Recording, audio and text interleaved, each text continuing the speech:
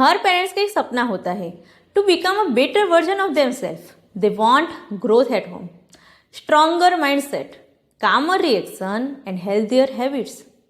लेकिन दिल में एक डर रहता है, क्या मैंने बहुत देर कर दी? साइंस कहता है नो, बिकॉज अवर ब्रेन है समथिंग कोल्ड न्यूरोप्लास्टिसिटी, जिसका मतलब है कि आपका ब्रेन किसी भी एज में रिवायर, लर्न और ट्रांसफॉर्म कर सकता है. Even tiny daily habits change your neural pathways. So frustration छोड़ दीजिए, क्योंकि बोरोड टाइम भी खिलता है.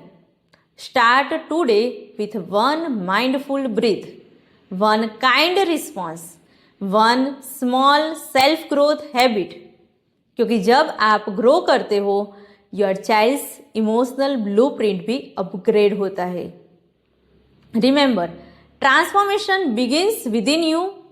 Your growth becomes their future.